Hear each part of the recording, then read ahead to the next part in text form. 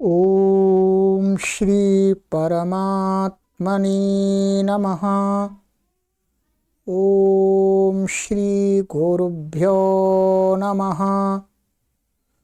ओम श्री ऋषिभ्यो नमः।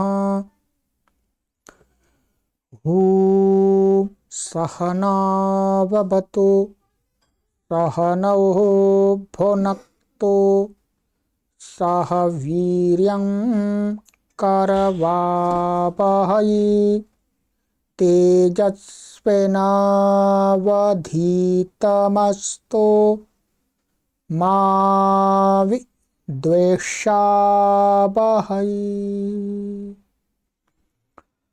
ओम शांति शांति शांति।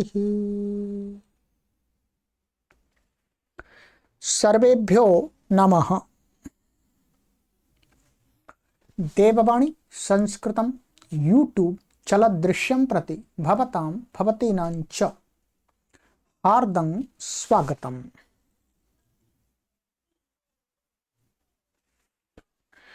मित्रों, अष्टाध्यायी भाष्य प्रथमावृत्ति पंचमः अध्यायः प्रथमः पादः। कक्षा संख्या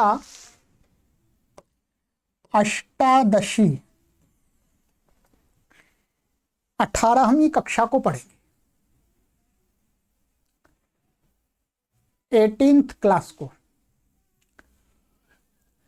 अभी तक आपको 17 कक्षाएं पढ़ा दी गई हैं। प्लेलिस्ट में सभी आपके लिए कॉलम बना दिए गए हैं क्रमानुसार, जिससे आप कक्षाओं को प्राप्त कर सकें।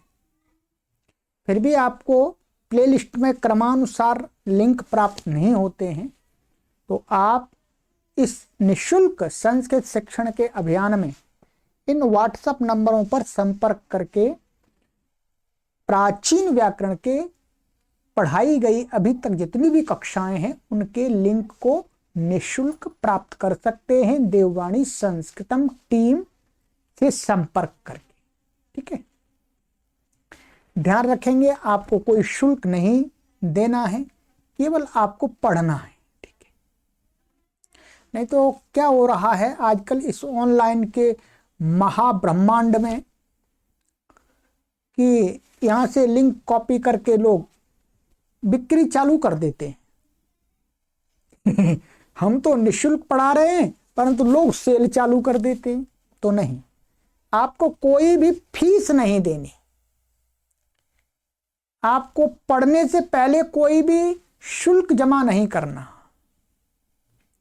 जब आप इस श्रृंखला को पढ़ते रहें तब आपको लगे कि एक अच्छा कार्य हो रहा है, तब आप सहयोग करें संस्कृत माता के प्रचार प्रसार के लिए।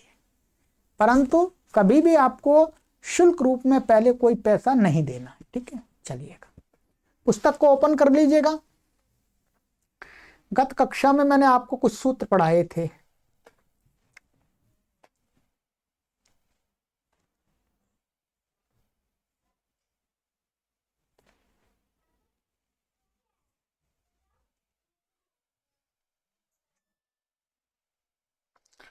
यहां तक मैंने पढ़ा दिया था आपको 130 सूत्र तक।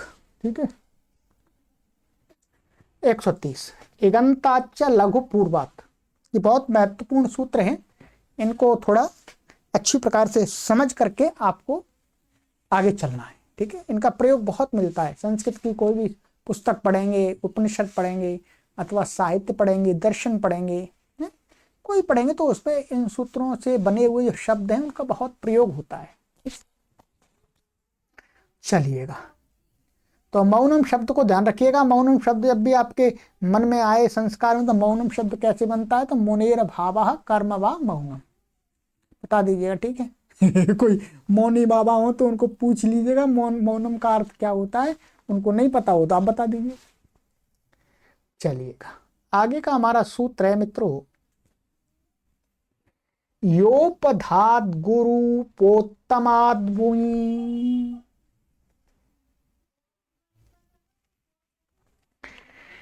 पदच्छेदा योपधात पंचमी विभक्ति एक वचनांतम, गुरुपोत्तमात् पंचमी विभक्ति एक वचनांतम, भूई प्रथमा विभक्ति एक वचनांतम।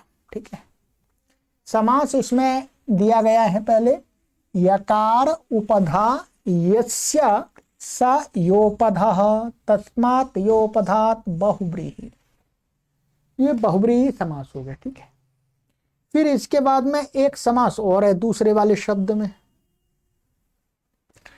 उत्तमस्य समीपम उपोत्तमम अव्ययी भावः, समीप अर्थ में यहाँ पर अव्ययम विभक्त समीप समृद्धि वृद्ध्यर्था भावात्या संप्रत शब्द शाकल्या इत्यादि सूत्र से समीप अर्थ में अव्ययी भाव समास हो गया। उत्तम के समीप वो अव्ययी भाव हो गया उपोत्तमम। फिर गुरु उपोत्तमम यस्य स गुरुपोत्तमः तस्मात् गुरुपोत्तमात् बहुव्रीहि, ये बहुव्रीहि फिर हो गया। माने गुरु, गुरु का अर्थ है गुरु जी नहीं, ठीक है, टीचर को गुरु नहीं कह रहे यहाँ पे, गुरु संज्ञा आपको पढ़ाई गई है व्याकरण शास्त्र के अंदर। किसकी है गुरु संज्ञा? संयोगे गुरु दीर्घंच, जो द्विमात्रक वर्ण होते हैं उनकी संज्ञा गुरु संज्ञा होती है, और जो ह्रस्व है परंतु उस ह्रस्व एक मात्रक वर्ण के बाद में कोई दो व्यंजन आ जाते हैं लगातार, तो उन व्यंजनों के संयोग रहते जो पूर्व में ह्रस्व जो एक मात्रक है उसकी भी गुरु संज्ञा हो जाती है। ठीक है, तो गुरु वो है ये पढ़ाने वाले गुरु जी नहीं है। ठीक है, तो गुरु माने गुरु वर्ण, उपोत्तमम, उपोत्तमम है जिसका, उपोत्तम अभी समझा देंगे आपको, उपोत्तमम है जिसका, वो क्या शब्द हो जाएगा? गुरुपोत्तमात् तस्मात् गुरुपोत्तमात् बहुव्रीहि समास। ठीक है, आपको पहले भी चौथे अध्याय के प्रथम पाद के 78वें सूत्र में आपको यह पढ़ाया था उपोत्तम। उपोत्तम क्या होता है? उपोत्तम से समझने से पहले उत्तम समझना है। तीन वर्ण, क्या तीन वर्ण का मतलब है तीन स्वर, माने ऐसा शब्द जिसके अंदर व्यंजन नहीं गिने जाएंगे, ध्यान रखेंगे, हाल नहीं गिने जाएंगे, केवल अच गिने जाएंगे। तीन अच या तीन से अधिक अच वाला क्या हो गया? तीन अच वाला कोई शब्द है, उसके अंदर व्यंजन कितने भी हों कोई परेशानी नहीं है, अथवा तीन अच से अधिक अच वाला जो शब्द है, तो उसका जो अंतिम अच होता है, क्या जो अंतिम अच माने अंतिम जो वर्ण अच होगा उस वो क्या होता है? उत्तम होता है। क्या होता है? उत्तम। मानिएगा, मैं आपको अच्छी तरह से समझा देता हूं, ये समझना पड़ेगा आपको, भूल गए हो तो याद आ जाएगा आपको। जैसे ये शब्द है आपका यकार, यकार में यहां लिखा हुआ है इसलिए ले लिया मैंने यकार। इसमें क्या है? तीन अच हैं, 1 2 3, व्यंजन नहीं गिनने। तो इसमें जो अंतिम वाला अच ये है रेफ का अ, ये कहा जाएगा उत्तम। इसको उत्तम बोलते हैं व्याकरण की भाषा, उत्तम। अथवा ऐसा मानिएगा ये शब्द उपधा वाले, हमने ये शब्द ले लिया, तो ये क्या है? तीन अच से ज्यादा है इसमें, इसमें 5 अच हैं, तो इसमें उपोत्तम क्या हो जाएगा? ये ए हो जाएगा, वो उत्तम, उपोत्तम उत्तम। ठीक, अब उत्तम के समीप वाला समास ही किया था, उत्तमस्य समीपम उपोत्तमम, उत्तम के समीप वाला। तो उत्तम का समीप माने पूर्व को देखेंगे, तो जैसे रेप का आकार के बाद में पूर्व में क्या आ रहा है? आ रहा है, तो आ गया, व्यंजन नहीं गिना जाएगा, नहीं तो आप कहें कि आ के पास में तो रा नहीं गिना जाएगा। ठीक है, तो ये आ क्या हो गया? उपोत्तमम हो गया इसका। इस शब्द में रेप का अ तो उत्तम हो गया, और ये हो गया यका का आ उपोत्तम। बस गुरु होना चाहिए, गुरु है यहां पर, तो यहां से हमें प्रत्यय नहीं करना। ठीक है, बस इतना ही समझ लीजिएगा। तो ऐसा शब्द जिसका यकार में उपधा में यकार भी हो, सबसे पहले यकार उपधा में देखेंगे, और जो उसका उपोत्तम वर्ण है वो क्या होना चाहिए, गुरु संज्ञक होना चाहिए। तो ऐसे प्रातिपदिक से आगे प्रत्यय करेंगे। अब अर्थ देख लेते हैं, आइएगा। मैंने आपको बिल्कुल अच्छी प्रकार से समझा दिया, आप समझ में आ जाना चाहिए, ठीक है जी। अर्थः षष्ठी समर्थाद योपधाद गुरुपोत्तमात् प्रातिपदिकाद वुई प्रत्ययो भवति भावकर्मणोरर्थयोः। षष्ठी समर्थ यकार उपदा वाला और गुरु उपोत्तम वाला प्रातिपदिक होगा तो उससे क्या वही प्रत्यय हो जाता है भाव और कर्म को कहने के लिए, सीधा अर्थ। अब देखिएगा, रमणीयस्य भावः कर्म वा रामणीयकम, ऐसे ही वासनीयकम। अब यहां पर क्या है, रमणीय से तो क्या शब्द है, हमारा मूल शब्द है रमणीय, ऐसा शब्द है, ठीक है। रमणीय तो षष्ठी का है, षष्ठी तो हटा देंगे, ठीक है, तो षष्ठंत होगा। तो रमणीय शब्द है। अब इसमें देखिएगा, ये 3 से अधिक 4 वर्ण हैं, 4 अच हैं। तो अंतिम क्या है, आ, ये हो गया उत्तम, और इसका ये पूर्व में क्या हो गया, ये हो गया। और अच्छा, ये क्या हो गया आपका, यकार उपधा में हो गया। क्या हो गया, यकार उपधा में हो गया। अलोन्त्यत पूर्व उपधा, माना अंतिम वर्ण से पूर्व वाला जो है वो उपधा या है, तो यकारोपद हो गया। और ये क्या है, ई की क्या है, गुरु दीर्घम च लिखा हुआ है सूत्र पे, दीर्घम च से क्या इसकी गुरु संज्ञा है, तो ये गुरु भी हो गया। और उपोत्तम है, ये उपोत्तम भी है। तो इससे क्या हो जाएगा, वही प्रत्यय हो जाएगा भाव और कर्म कहने के लिए। तो वही में आदि अच को वृद्धि हो जाएगी और वही को युवोर नाकऊ से अक हो जाएगा, और यह से लोप होकर के क्या बन जाएगा, रामणीयकम। ऐसे वसन शब्द है, वसनीय शब्द है, वसनीय, ठीक है, वसनीय।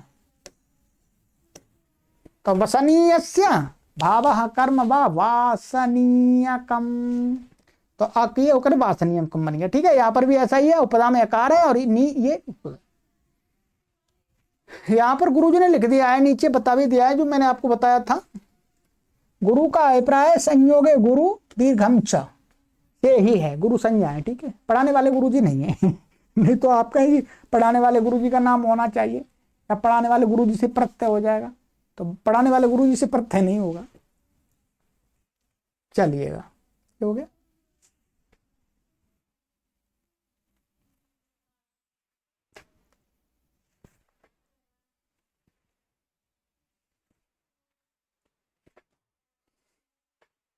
द्वंद्वमनोज्यादिभ्यश्च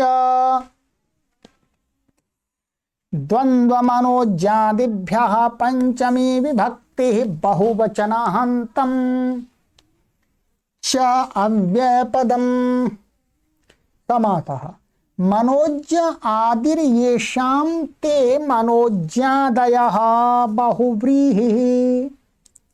ये मनोज्यादि गण है, मनोज्य शब्द आदि के में है जिनके। मनोज्य का अर्थ है वास्तव में मन को जानने वाला, मनः जानाति याह साह मनोज्य, अर्थात मनोरोग विशेषज्ञ, साइकोलॉजिस्ट ठीक है। तो मनोज्य आदि शब्द हैं जो उस गण में पड़े हुए, तो वो मनोज्यादय हो गया, ठीक है। बहुव्री होगा तेभ्य, अच्छा अभी नहीं, द्वंद्वश्च मनोज्यादयश्च तेभ्य, द्वंद्व मनोज्यादय और तेभ्य द्वंद्व मनोज्यादिभ्य इतर इतर योग द्वंद्व, ठीक है। चलिएगा, अनुवृत्ति है इसमें, वही कर्मणि तस्य भावस्तु तलऊ तद्दिता, यहाँ प्रातिपदिकात् प्रत्यय परश्च, इनकी अनुवृत्ति है जी, ठीक है।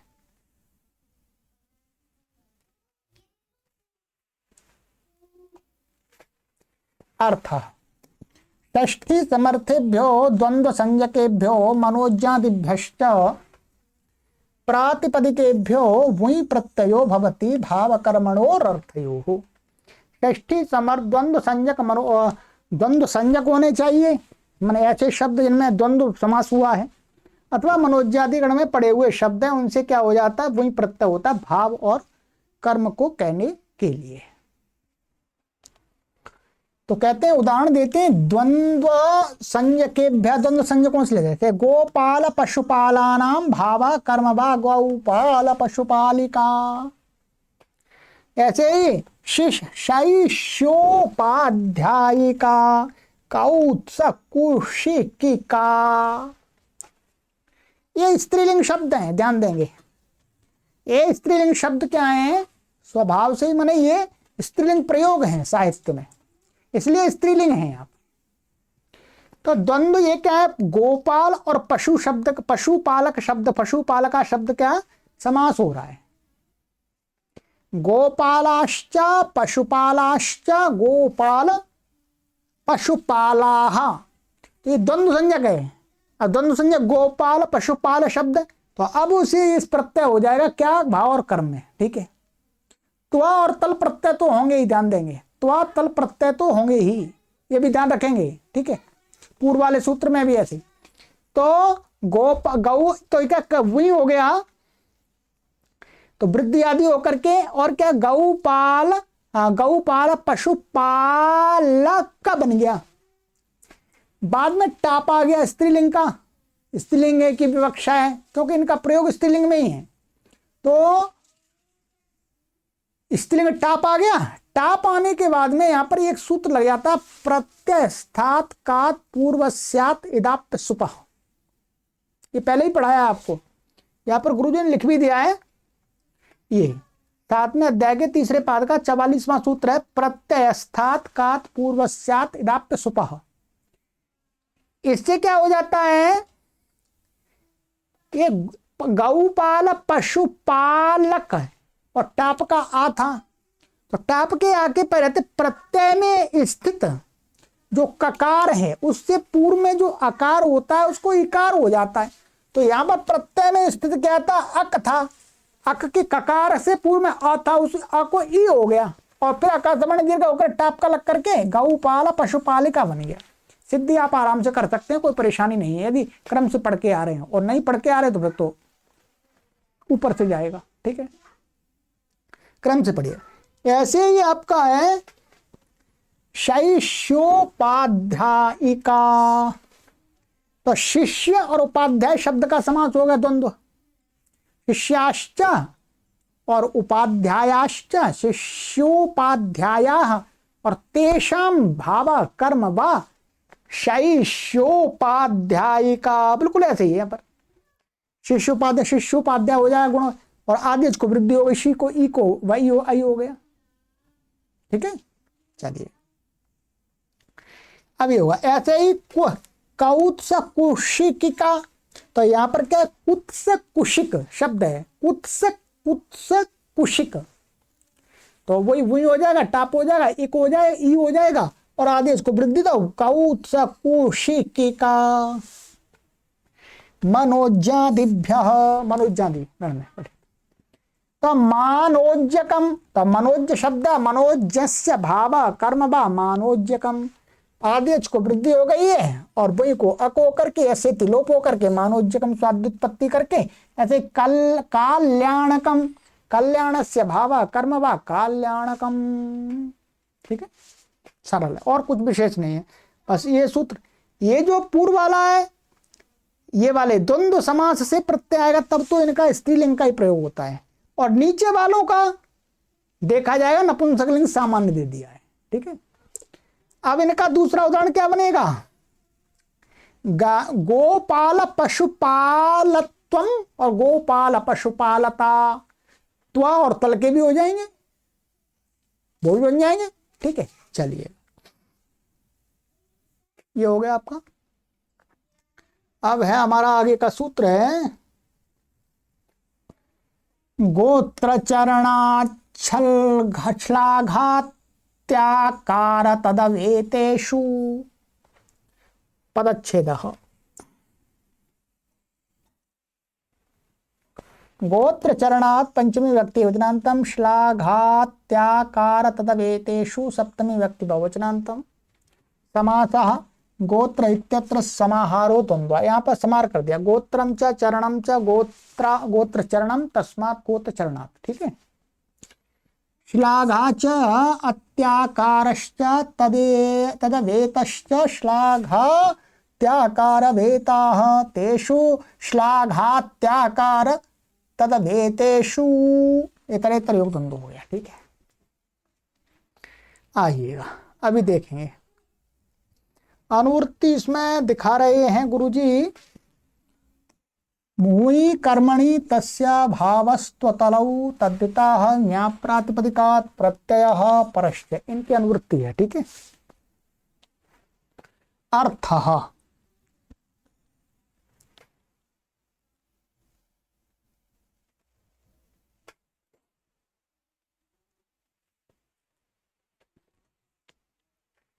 अर्थ गोत्रवाचिनश्चरणवाचिनश्च षष्ठी समर्थात् प्रातिपदिकात् श्लाघा अत्याकार तदावेत इत्येतेषु विषयभूतेषु भावकर्मणोरर्थयोर मुई प्रत्ययो भवति। ठीक है। ये कहना चाह रहे हैं कि वास्तव में कि गोत्रवाची शब्द और चरणवाची शब्द, चरणवाची शब्द कौन कौन से होते हैं ये पहले आपको 2 बार समझा दिया है, वहीं पीछे देखेंगे एक दूसरे अध्याय के चौथे पाद में समझाया था और एक चौथे अध्याय में समझाया था। ठीक है। चौथे अध्याय के द्वितीय पाद में समझाया था और तीसरे पाद में भी समझाया था आपको। ठीक है। तो वहां देख लीजिएगा। ठीक है।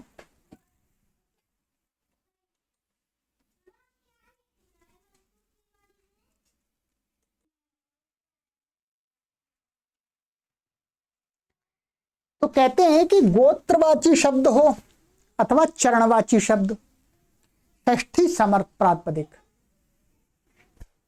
तो कहते हैं कि उनसे श्लाघा और अत्याकार, श्लाघा का अर्थ होता है अपनी प्रशंसा, स्वयं ही अपनी प्रशंसा करना, और अत्याकार का अर्थ होता है अपमान करना। ठीक है। और तदवेत का अर्थ होता है वास्तव में माने गोत्रवाची जो शब्द है उसके अर्थ से युक्त, तदवेत का अर्थ होता है उससे युक्त वास्तव में। तो यहां पर गोत्रवाची से युक्त अथवा चरणत्व से युक्त, ये माने इस विषय के समझ लीजिए कहां पर संपर्क है, श्लाघा विषयक विषय भूतेषु भाव कर्मणो, ये समझ रहे। श्लाघा माने जो भाव है अथवा जो कर्म है वो कैसा होना चाहिए, श्लाघा से युक्त होना चाहिए। जो भाव प्रकट हो रहा है वो श्लाघा से युक्त होना चाहिए, और जो कर्म प्रकट हो रहा है यहां पर कर्म का, तो वो श्लाघा से युक्त हो, अथवा अत्याकार माने अपमान से युक्त हो, कर्म अथवा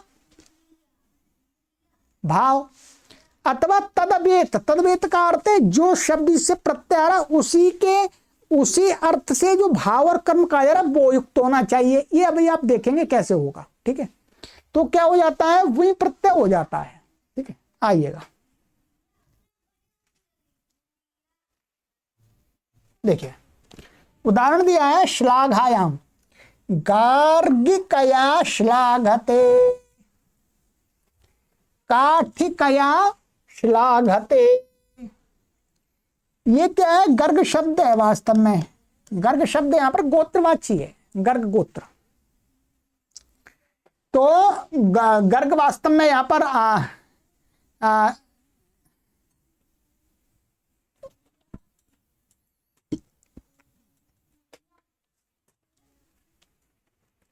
गर्ग शब्द से जब गोत्र प्रत्यय लाते हैं तो क्या है, गर्गादिभ्यो गोत्रे, यही प्रत्यय होकर के ये गार्ग्य बनता है। क्या बनता है, गार्ग्य, ऐसा बन जाता है। ठीक है। गार्ग्य, तो गार्ग्य शब्द वास्तव में क्या हो गया, गोत्रवाची। गर्ग का गोत्र, गर्ग के गोत्र में उत्पन्न कोई व्यक्ति। अब यहां पर है गार्ग्य कया श्लाघते। अब ये गार्ग्य माने कोई व्यक्ति है, गर्ग गोत्र में उत्पन्न हुआ है, तो वो बहुत अपनी प्रशंसा कर रहा है, भाई हमारे पूर्वजों ने ऐसा कर दिया, हमने ऐसा कर दिया, हमने ऐसा कर दिया, हमने ऐसा कर दिया। किस कारण से? कि हम गर्ग गोत्र के हैं, इसलिए हम श्रेष्ठ हैं। तो यहां पर वो अपनी प्रशंसा स्वयं ही कर रहा था। माने गार्ग कया श्लाघते, माने कोई व्यक्ति है वो क्या है, गर्ग कुल, जो गार्ग है उसके माने उस गर्ग कुल के नाम से ही अपनी प्रशंसा कर रहा है अथवा अपने कर्म को बता रहा है। ठीक है, तो ये तृतीया का रूप है। वास्तव में ध्यान देंगे, ये क्या है, तृतीया का रूप है। शब्द तो यहां गार्गिका बनेगा। क्या बनेगा? गार्गिका। ऐसे काठिकया श्लाघते, कठ गोत्र वाला है। ठीक है, तो चलिएगा अब इसको देख लेते हैं। आइएगा, इसको बता देता हूं मैं। तो गार्गिका बनता कैसे है? अच्छा चलिए उदाहरण पहले कर लेते हैं। ऐसे अत्याकार है, अत्याकार में अपमान में, तो गार्गिकया अत्याकुर्ते, माने गर्ग कुल के कारण से वो अपमान कर रहा है किसी का। क्या अपमान करता है? ऐसे काठिकया अत्याकुर्ते, माने कठकुल में, कठगोत्र में उत्पन्न होने के कारण से वो दूसरा का अपमान कर रहा है। तदे वेते, तद वेते में गार्गिकाम अवेतः, काठिकाम अवेतः, तो उस माने गार्गिकाम अवेतः, माने गार्गिकाम अवेतः का अर्थ है कोई व्यक्ति को ये बताया रहे गर्ग कुल से, गर्ग गोत्र से युक्त है व्यक्ति, उसके कर्म आदि हैं जो वो क्या गर्ग गोत्र से युक्त हैं। ठीक है, तो उसको ये कहा गया। तो वास्तव में उदाहरण थोड़े से आपको टेढ़े लगेंगे, द्वितीय व्यक्ति का दिखाया है यहाँ पर वास्तव में, अवेतः के साथ में संबंध लगाना है इसलिए। तो गार्गिकाम अवेतः और काठिकाम अवेतः का अर्थ है, यहाँ पर गुरुजी ने लिखा भी है, यहाँ देखिएगा, गर्ग गोत्रत्व को प्राप्त हुआ, माने गर्ग गोत्रत्व को प्राप्त होना ही गार्ग का शब्द है। अवेता के कारण से उसमें द्वितीय लगा दी है। ठीक है, तो ये हुआ। तो गार्गिकाम अवेता गर्ग गोत्र से युक्त हुआ, काठिकाम अवेता काठिका गोत्र को उत्पन्न हुआ। अब यहां पर ये देखना है, सिद्धि में आपको बता देता हूं सिद्धि, क्योंकि पढ़ तो लिया, समझ भी लिया, सिद्धि भी आनी चाहिए। तो ये क्या शब्द है? वास्तव में गार्ग्य शब्द है, गार्ग्य। और आपका ये षष्ठी समर्थ है नस, और इस सूत्र से क्या हो गया? वहीं प्रत्यय, यह संज्ञा, इसका लुक हो गया। ठीक है, वो को अक हो जाएगा, इवोर नाकऊ से अक हो गया। ठीक है, ये हो गया, अक हो गया। अब यहां पर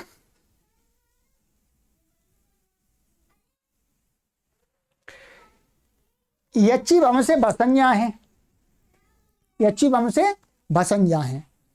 अब यहां पर एक सूत्र हमने पहले भी आपको पढ़ाया है, 6वें अध्याय के 4थे पाद का सूत्र है, ये आपका 151 आपत्यस्य च तद्धिते नाति। ये अपत्यार्थक प्रत्यय है, वास्तव में गोत्रापत्य में आया है यहाँ।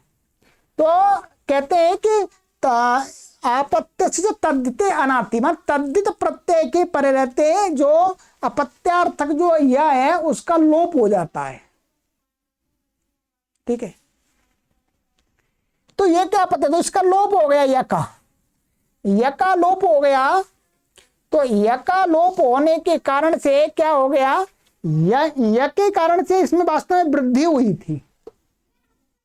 क्या हुई थी? वृद्धि। तो यह हट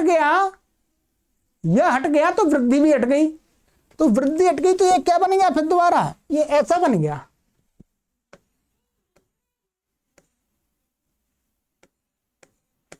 गर्ग, क्योंकि यह पूरा हट गया।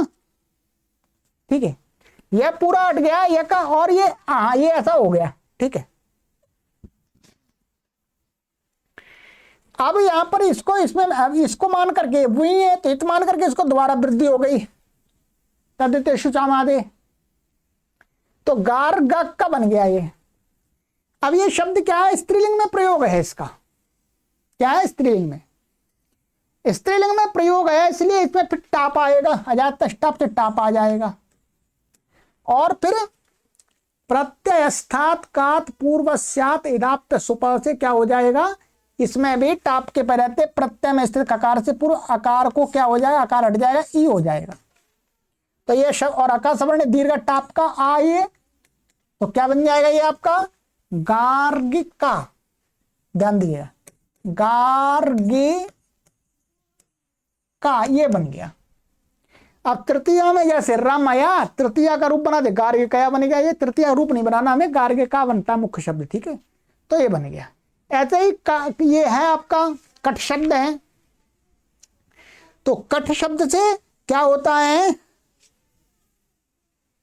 यहां पर कट शब्द से यहां पर आपका हो जाएगा कट,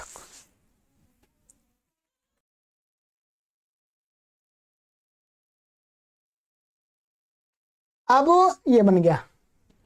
ऐसे ही ये वास्तव में ये चरणवाची है, ये गोत्रवाची नहीं लेना यहां पर, ये चरणवाची, ये बात दूसरा वाला उदाहरण है वो चरणवाची का है।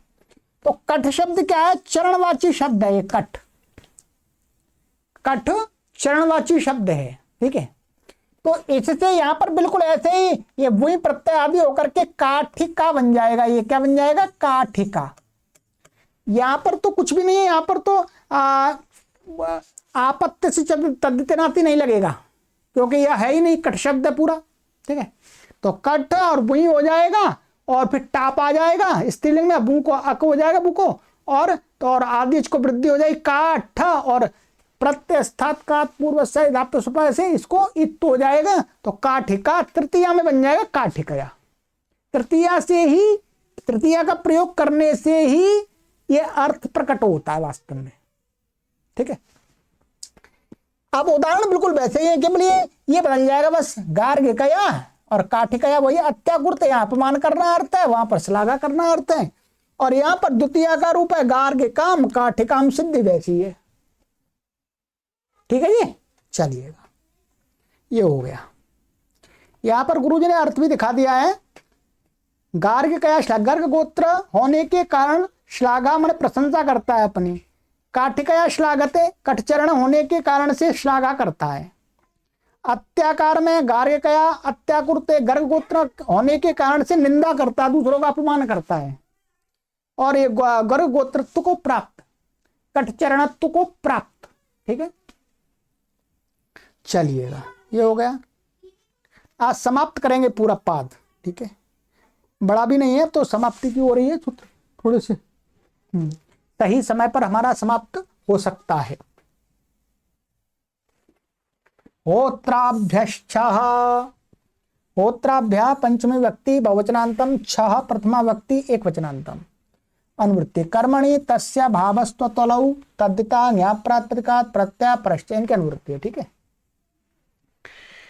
होत्रा शब्द ऋतुग विशेषवाची, ठीक है। ये कहते हैं होत्रा शब्द क्या है, वास्तव में ऋतुग विशेष को कहने वाला है, जैसे यज्ञ कराते हैं उसमें ऋतुक होता है, तो ऋतुक विशेषों को कहने वाला शब्द है, ठीक है। और ये बहुवचन है, इसलिए उसमें ऋतुक, कई ऋतुक विशेषवाची कई शब्द हैं, उनको बता रहा है यहाँ पर। तो ये हो गया अर्थ, होत्राभ्या ऋतुक विशेषवाचिभ्य षष्ठी समर्थेभ्य प्रातिपदिकेभ्य भाव कर्मणोर अर्थयोश्च प्रत्ययो भवति। ऋतुक विशेषवाची प्रातिपदिकों से षष्ठी समर्थों से भाव और कर्म में छ प्रत्यय हो जाता है, ठीक है।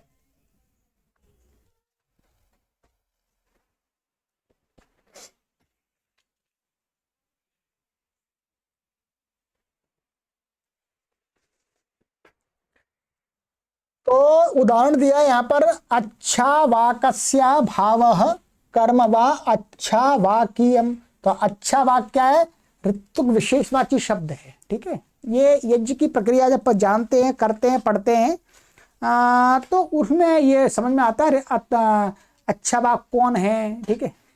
तो उसका कर्म अच्छा बाकीयम, तो कुछ नहीं है इसमें, अच्छा को ई हो जाएगा और कुछ नहीं है। मित्रा वरुणीयम, तो मित्रा वरुण से भाव कर्म वा मित्रा वरुणीय। ब्राह्मणा छंसीयम, तो ब्राह्मणा छंस भाव कर्म वा ब्राह्मणा छंसीय छंसीयम। ठीक है, और कोई विशेष नहीं है। चलिएगा, अब हमारा है आपका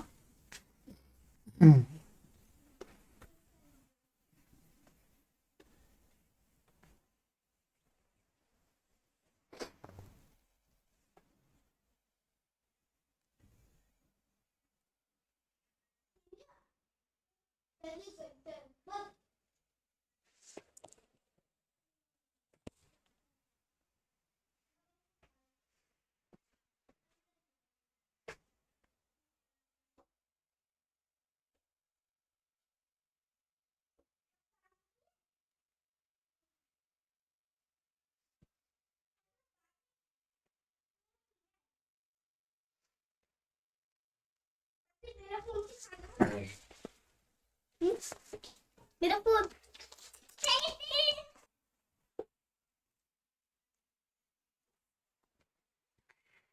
ब्रह्मणस्त्वः 5:1:135 इस पाद का अंतिम सूत्र है। ठीक है, ब्रह्मणा पंचमी व्यक्ति विज्ञानतम त्वः प्रथमा व्यक्ति विज्ञानतम अनुवृत्ति होत्राभ्या कर्मणि तस्य भावस्त्व तलौ तद्यताः ज्ञाप्रातिपदिकात् प्रत्यय परश्च। ठीक है, इसमें वास्तव में त्वा की अनुवृत्ति नहीं आती है, वो तो दिखा दिया है, त्वा की अनुवृत्ति नहीं आती है। ठीक है, त्वा की अनुवृत्ति नहीं आती है, तल की अनुवृत्ति भी नहीं आती है, वो गलती से लिखा दिया। ठीक है, बस तस्य भावः और कर्मणि इनकी आएगी, त्वा और तल की अनुवृत्ति नहीं आती है। अभी बता दें क्यों नहीं आती है। ठीक है, तो काट लीजिए।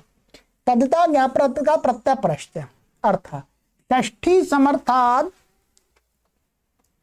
होत्रावाचिनो ब्रह्मन् प्रातिपदिकात् भावकर्मणोर अर्थयोः त्वाह प्रत्ययो भवति।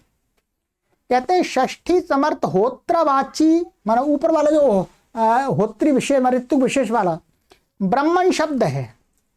एक ऋतुक में एक ब्रह्मन ब्रह्मा होता है। ठीक है, तो ब्रह्मन प्रातिपदिक से भाव और कर्म अर्थ में त्वः प्रत्यय हो जाता, प्रत्यय हो जाता है। तो क्या बनता है, ब्रह्मणो भावः कर्म वा ब्रह्मत्वम। ठीक है, तो ब्रह्मा का भाव, ब्रह्मा का अर्थ या परमात्मा नहीं है वास्तव में, ब्रह्म जो वो ऋतु विशेष है। ठीक है, जो क्रियाओं को देखभाल करता है, वो बताता रहता है कहीं गलती हो जाती है तो उसका भाव अथवा कर्म को ब्रह्मत्वम बोलेंगे। तो ब्रह्मन यहाँ पर क्या तो प्रत्यय है, और नकार का तो लोप हो जाएगा, न लोप प्रातिपदिकांत से, तो ब्रह्मत्वम बन जाएगा। अब त्व और तल की अनुवृत्ति क्यों नहीं आती है और ये क्यों बनाया? ऊपर वाले सूत्र से ऋतु विशेष होने के कारण से ब्रह्मन शब्द से छ प्रत्यय प्राप्त था। क्या प्राप्त था? छ। तो छ को रोकने के लिए छ का अपवाद क्या कर दिया? त्व कर दिया। क्या कर दिया? त्व कर दिया। तो अब आपको समझ में आया तो ठीक है, नहीं तो कहते तो यहां ऐसे कहते हैं कि महर्षि पाणिनि जी यहां पर यह भी तो कह सकते थे, त्वा और तल तो ऊपर से आ ही रहे हैं। क्या?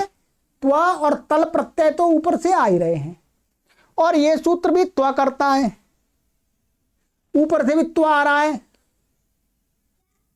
तल भी आ रहा है।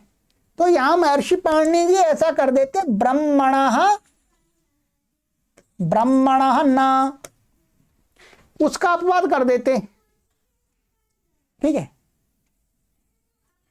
अथवा ऐसा कर देते, यहीं पर इसी सूत्र में जोड़ देते, होत्राभ्यक्षो ब्राह्मणः ब्राह्मणः ब्रह्मणः, अर्थात अब्रह्मणः माने ब्रह्मण शब्द को छोड़ करके इच्छा होता है, तो त्व और तल तो अपने आप हो जाते,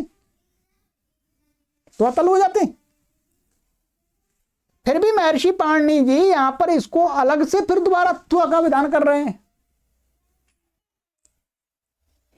इसका तात्पर्य यह है कि यहां पर छ का तो निषेध हो जाता, ब्रह्मणः न अथवा अब्रह्मण ऐसा भी कहकर के हो जाता, परंतु ऊपर से जो त्वा और तल आ रहे थे उसमें त्वा तो ठीक है, त्वा का रूप तो ऐसा ही बन जाता, तल का रूप क्या बनता, ऐसा बनता ब्रह्मता। ये शब्द है गलत, ब्रह्मता का प्रयोग नहीं है, ब्रह्मत्व का ही प्रयोग है, जो ऋत्विक विशेषवाची शब्द है उससे। तो तल को रोकना है, महर्षि पाणिनि को तल को रोकना है। तल को रोकने के लिए क्या कर दिया, इसमें तल के अन्वय त्व की प्राप्ति होने पर भी फिर द्वारा त्व कर रहे हैं, इसका मतलब त्व के साथ वाला तल नहीं होता है। इसी सूत्र से जो प्राप्त त्व है वही होता है, तो तल नहीं होगा, ये नहीं बनेगा, केवल यही बनेगा, ध्यान देंगे। इसलिए ये सूत्र यहां पर बनाया गया है, ठीक है। ऊपर वाले शब्दों से त्व और तल दोनों हो जाएंगे, ध्यान रखेंगे, ठीक है। इससे त्व ही होगा, तल नहीं होगा, और छ भी नहीं होगा, छ का भी निषेध हो गया, ठीक है। चलिएगा, तो ये हो गया। तो इति प्रथमः पादः, प्रथम पाद हो गया जी, ठीक है। चलिए, तो अब दूसरे पाद के साथ मिलेंगे आगे की कक्षा में, ठीक है। आनंद आ रहा है। और दूसरा पाद भी बहुत अच्छा पाद है, तीसरा भी बहुत अच्छा है, और पांचवा चौथा भी अच्छा है। अब सारे सूत्र बहुत प्रयोजन वाले हैं, ठीक। बहुत सौभाग्य है हमारा भी, हम सौभाग्यशाली हैं और आप सभी भी सौभाग्यशाली हैं मित्रों, के पाणिनीय शास्त्र, पाणिनीय व्याकरण का नाम तो बहुत सारे लोग बोलते रहते हैं, पाणिनीय व्याकरण क्या, परंतु पढ़ते नहीं है लोग, और ना ही पढ़ाने वाले हैं। कोई पढ़ने की सरकारी व्यवस्था भी नहीं है, संस्थाएं भी नहीं पढ़ाती। इस दृष्टि से महर्षि पाणिनि जी के बाद में, हजारों वर्षों के बाद में, आज का ये जो समय पाणिनीय शास्त्र के प्रचार प्रसार का सबसे अच्छा समय है, सबसे अच्छा सुअवसर है। करोड़ों लोग पढ़ सकते हैं। पढ़ने की जिज्ञासा होनी चाहिए, श्रद्धा होनी चाहिए, निष्ठा होनी चाहिए, और परिश्रम करने की लालसा होनी चाहिए। बिना परिश्रम के नहीं आएगा। केवल महर्षि पाणिनि जी के द्वारा अष्टाध्यायी लिख दी है जी, और बहुत बड़ा व्याकरण लिख दिया है, और एक बिल्कुल साइंटिफिक एकदम तरीके से लिखा है, वैज्ञानिक ढंग से लिखा गया है। बस इन 2-3 शब्दों को रट लेने से कोई भी पाणिनि व्याकरण का कल्याण नहीं होगा। पढ़ने से होगा, मेहनत करनी होगी मित्रों, ठीक है। हमारी जो नई युवा पीढ़ी है उसको इस राह में आकर के अपना योगदान देना होगा, ठीक है। कहने मात्र से तो हम भी कह देंगे भाई, पर उससे कोई पूछे इसमें है क्या वैज्ञानिकता, तो उसका उत्तर ये नहीं बनेगा, ठीक है वैज्ञानिकता है जी, बहुत सारे लोग, सब लोग कहते हैं वैज्ञानिकता है, नहीं, का उत्तर भी देना होगा। उत्तर तभी दे सकते हैं आप जब आप इसको पढ़ेंगे पूरा, ठीक है। चलिएगा, तो आगे की कक्षा में मिलते हैं, परंतु आप सभी पाठकों से ये निवेदन करते हैं, क्योंकि ये तो प्रौढ़ संस्कृत की कक्षा है, एक सरल संस्कृत सिखाने का भी हमारा उद्देश्य है। जो पहले सरल संस्कृत सीखेंगे लोग, तब तो प्रौढ़ संस्कृत की ओर बढ़ सकेंगे। तो इसके लिए हमने जो कोर्स बना दिया है इस चैनल पर, 1 करोड़ लोगों को ध्यान में रख करके, प्रारंभिक रचनानुवाद कौमुदी न्यू कोर्स, उस कोर्स को आप लगातार शेयर करते रहिएगा निरंतर अपने सोशल प्लेटफॉर्म पर, जिससे जो संस्कृत भाषा बिल्कुल भी नहीं जानते हैं, शून्य स्तर है उनका, वो भी 3 से 4 माह में संस्कृत भाषा लिखना, पढ़ना, पढ़ करके समझना और बोलना सीख जाए। फिर आगे उनको पढ़ना होगा तो व्याकरण की कक्षाएं चली रही हैं, ठीक। चलिए, सर्वेभ्यो नमः।